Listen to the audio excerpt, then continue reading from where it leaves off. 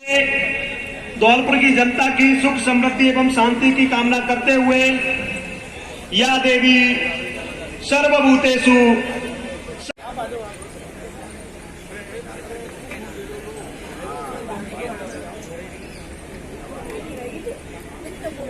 देखो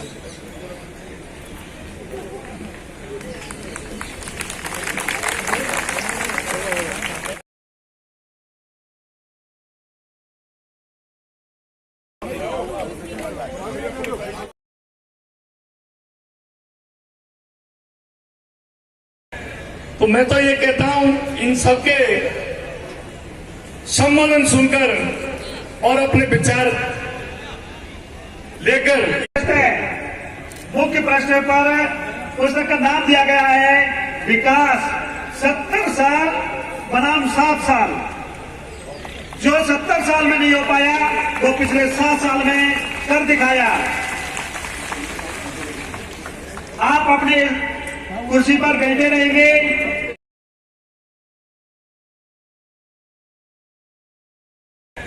तो मैं तो ये कहता हूं इन सबके सम्मेलन सुनकर और अपने विचार लेकर यहां से जाएं और पार्टी को मजबूत हुआ। 2013 में 6 के 6 विधायकों ने अपनी पार्टी छोड़ करके कांग्रेस को ज्वाइन किया। इसके बाद 2018 में भी 6 विधायक आए और उन्होंने भी कांग्रेस को ज्वाइन किया। तो मैं आपसे कह देना चाहता हूं, क्या जरूरत है आपको बसपा का विधायक चुनने की? आप सीधे सीधे कांग्रेस को वोट दीजिए ना। आप कांग्रेस को वोट देंगे तो आपका डायरेक्ट विकास होगा। आप घूम के क्यों आते हो? आप किसी विधायक का विकास क्यों करना चाहते हो? तो मैं आपसे कहना चाहूंगा, इस ओर आप ध्यान दें। दिन रात मेहनत करना, एक से दूसरे व्यक्तित्व को समझाने की कोशिश करना कि तुम्हारा और हमारा भला किसमें है। निश्चित रूप से एक दूसरे को समझाने से, अपने एक दूसरे रिश्तेदार को कहने से वोट मुड़ता है, इसमें दो राय नहीं है।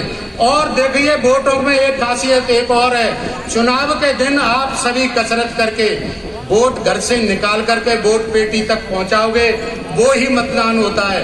वोट काफी होते हैं, कभी कभी आप मेहनत नहीं करते हो, वोट को पेटी तक नहीं पहुंचाते हो, तो अपन चुनाव लूज कर जाते हैं। तो इस काम को नहीं करना।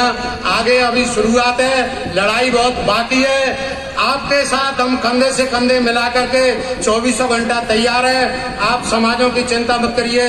शोभा रानी जी के साथ सभी समाज, कांग्रेस के साथ सभी समाज आपके साथ कंधे से कंधा मिला करके खड़े हैं। और आपसे एक और अपेक्षा करूंगा कि चारों विधानसभाओं के अंतर्गत यदि हमारा और आपका मेल हुआ है, कांग्रेस पार्टी में आए हैं, तो निश्चित रूप से चारों ही विधानसभाओं पर आप कांग्रेस को वोट करिए। इसलिए विकास करने वाली कांग्रेस पार्टी की सरकार पुनः आए। आपके विकास कार्य हर व्यक्ति को उन्होंने घर में किसी न किसी रूप में लाभ दिया है, वो आपका बदस्तूर बना रहे। अगर कांग्रेस बदली तो निश्चित रूप से आपको जो लाभ अर्जित हो रहे हैं वो भी बंद हो जाएंगे। क्योंकि बीजेपी वालों ने तो कह रखा है कि ये रेवड़ियां बांट रहे हैं। भाई लोगों, गरीबों को इस महंगे दौर में अगर कोई किसी को कोई लाभ दिया जा रहा है तो इसमें क्या बुराई है? इनको वो रेवड़ी कहना शुरू कर रहे हैं। तो मैं तो आपसे यही कहना चाहूंगा, आप खुद जागरूक हैं, जागरूक होइए, किसी की बातों में मत आइए, अपना एक लक्ष्य मानिए और शोभा रानी जी को जिताइए। इन्हीं शब्दों के साथ जय हिंद, जय भारत। मंचासीन अतिथिगण और यहाँ पर धौलपुर विधानसभा के प्रत्येक पोलिंग बूथ से पधारे मेरे सभी कर्मठ कार्यकर्तागण एवं सभी पधारे मीडिया बंधु, आप सभी को मेरा नमस्कार। आज सबसे पहले मैं माननीय मुख्यमंत्री जी का आभार व्यक्त करती हूँ कि जिन्होंने धौलपुर की जनता के लिए भरपूर बजट दिया है, जिससे इतना विकास हुआ है। और कांग्रेस से नवनिर्मित पदाधिकारियों को बहुत बहुत शुभकामनाएं देती हूँ। आप सबको पता है कि मैंने राजनीति मजबूर ने की है। हकीकत में मुझे राजनीति नहीं आती, ना मुझे राजनीति का भाषण देना आता है और ना मुझे मीडिया वालों को इंटरव्यू देना आता है। इसलिए मैं किसी को इंटरव्यू नहीं देती। इसकी वजह से हमारे ज्यादातर मीडिया बंधु मुझसे नाराज भी रहते हैं।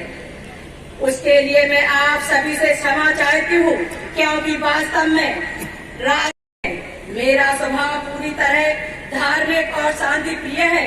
अन्यथा लोग राजनीति में किसी भी हद तक गुजर जाते हैं। लोग राजनीति में रिश्ते नाते भूल जाते हैं। लोग राजनीति में इंसानियत भूल जाते हैं। लेकिन मेरे अंदर यह सभी राजनीति के गुण नहीं है। फिर भी आप कहेंगे कि मैं लगातार धौलपुर जैसी सीट पर 2 बार जीती हूँ, तो कैसे? इसका सिर्फ और सिर्फ एक ही कारण है कि मेरे पति माननीय श्री BL कुशवाहा जी पूर्व विधायक धौलपुर ने पूरी विधानसभा के अंदर सर्व समाज की 500 लोगों की कोर टीम खड़ी की थी, जो हमेशा अदृश्य रहकर काम करते हैं, जो खुद विधायक प्रत्याशी बनकर समाज के काम करते हैं और उनके साथ जुड़े हुए हैं।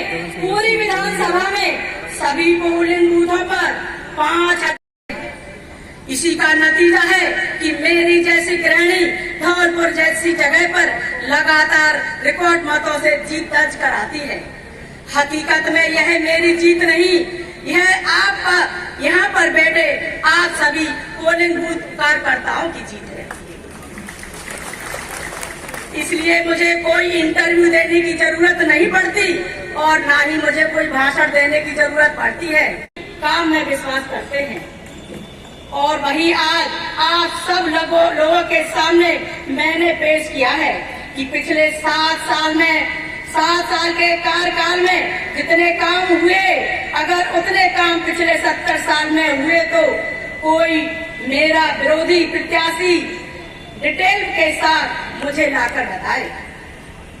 हकीकत में मेरे विरोधी भी जानते हैं कि जितने कार 7 साल में हुए उतने कार पिछले 70 साल में नहीं हुए। लेकिन उन विचारों की भी मजबूरी है कि वह लोग राजनीतिक हैं और राजनीति में कुछ तो उनको बोलना ही है, चाहे उसमें सच्चाई हो या ना हो। भले ही हमने सैकड़ों सड़क बनवाई हो, लेकिन जो 2 सड़क नहीं बनी है उनको उसी का रोना है। इसी को तो ना समझ विरोधी कहते हैं, क्योंकि यह लोग जनता के लिए जो किया जाता है उसको नहीं बताते और जनता सब जानती है कि अगर विधायक ने 100 में से 90 काम कराए हैं, 10 काम नहीं हुए तो कोई बड़ी बात नहीं, क्योंकि 7 साल का समय बहुत छोटा होता है। इसलिए जनता हमारे इन विरोधियों के झूठ को पकड़ लेती है और हमें आशीर्वाद दे देती है। इसलिए हमें उनकी बातों का बुरा नहीं मानना चाहिए। और वैसे भी लोकतंत्र में सभी लोग तो आपके साथ होंगे नहीं, कुछ तो विरोध में रहेंगे ही और रहने भी चाहिए, क्योंकि यह विरोधी भी हमारी कमियों को बताते हैं, जिससे हम उन कमियों को दूर कर सके। और हमें जब जनता ने 3 बार जीत का और अपनेपन का सर्टिफिकेट दिया है, तो और हमें किसी विरोधी से किसी भी सोशल मीडिया के द्वारा भी किसी तरह का सर्टिफिकेट लेने की जरूरत नहीं है और ना ही उनके इन छोटे छोटे प्रहारों से घबराने की जरूरत है। हमें तो आशीर्वाद हमारी जनता ने दिया है, तो हम केवल अपनी जनता के लिए जिम्मेदार हैं। इसलिए आप सबको अपने अपने गांव और मोहल्ले में जाकर जनता जनार्दन के सामने आपके साथ मिलकर हम सबने जो 7 साल में विकास कार्य किए हैं, उन सभी कामों से जनता जनार्दन को अवगत कराना है। अब मैं लास्ट में आप सभी कर्मठ कार्यकर्ताओं से निवेदन करना चाहती हूँ कि हम सब ने मिलकर जो भी डिसीजन लिए हैं इन 7 सालों में, जिनकी वजह से यह रिकॉर्ड विकास कार्य कर पाए हैं, अगर आप सभी लोग मेरे कार्यों से, मेरे व्यवहार से और मेरी मेहनत से संतुष्ट हैं और आगे भी मुझे विधायक और मंत्री देखना चाहते हैं, तो सभी लोग दोनों हाथ करके मुझे आशीर्वाद दें। अपना मिशन 2023 का शुभारंभ 1 दिसंबर 2023 से शुरू कर रही हूँ।